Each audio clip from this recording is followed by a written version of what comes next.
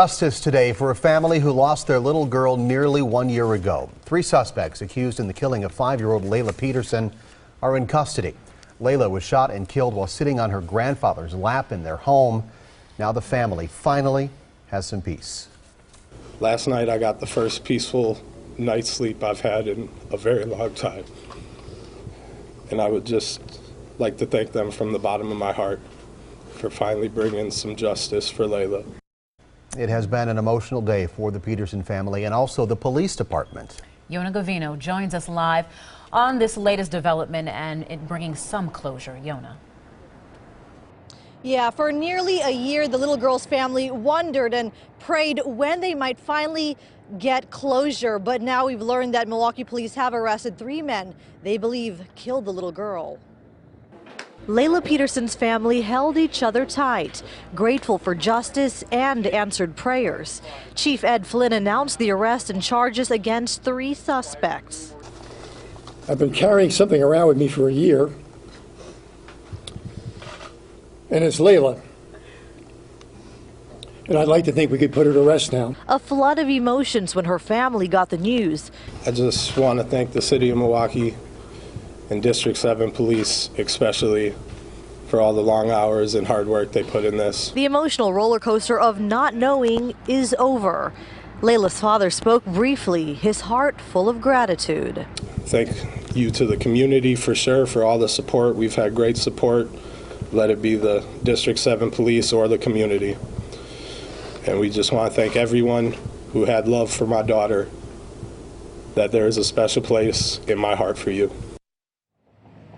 And during the press conference, watching Chief Lynn, it was very clear that he was so relieved that this case was finally solved. And, you know, he went on to just sing the officer and detectives' praises, everyone who worked tirelessly and never once gave up. We're live here in Milwaukee. Yona Gavino, today's TMJ4. The emotion's understandable, Yona. Thanks.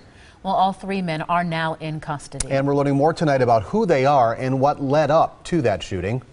Michelle Fiore joins us live outside of the Milwaukee County Courthouse with more on that. Hi, Shannon and Steve. Well, Laylah's death stemmed from revenge that started here at the Milwaukee County Courthouse. A murder trial had just ended that day, and the victim's family left angry. Jaquan Howard was found not guilty of murder. The victim was Arliss Gordon's brother, and according to the criminal complaint, after trial, Gordon intended to shoot up the home of Howard's girlfriend near 54th and West Fairmount. Instead, they got Laylah Petersen's at 58th and Villard. Police claim Carl Barrett joined Gordon that night and that Gordon allegedly bragged to friends, quote, "I emptied the whole clip." Neighbors tell us Carl Barrett's family moved out of this address 6 months ago, but until then, it troubled them greatly. There were teens outside, smoking, drinking, cursing and fighting. They complained to the landlord and to police. Also charged in the case is Paul Farr, a mechanic and young father. Police say he drove them to the scene that night. His family is brokenhearted over it. I'm sorry that something like this happened and it had to come to this end result, and that's just shocking for me.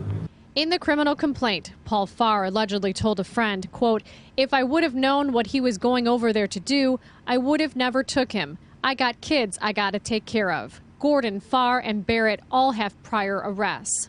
And the criminal records of 2 of the people, the 2 individuals we've identified as the shooters, are minimal but reasonably serious, but not extensive. Neighbors of the suspects have mixed reaction. It surprised me. Right. He was a good guy. He took care of his family. He didn't start no trouble. And I don't know what happened. And I just spoke with the mother of one of the suspects. Her son, Paul Farr, and Carl Barrett are cousins. She says they've known Arliss Gordon since elementary school. Now, Farr and Barrett have already gone through intake court, while Gordon, meanwhile, is expected to be extradited from Illinois, where he was arrested. Reporting live at the Milwaukee County Courthouse tonight, Michelle Fiore, today's TMJ4. Michelle, thank you. We will continue to stay on top of this developing story, both on air and online at TMJ4.com.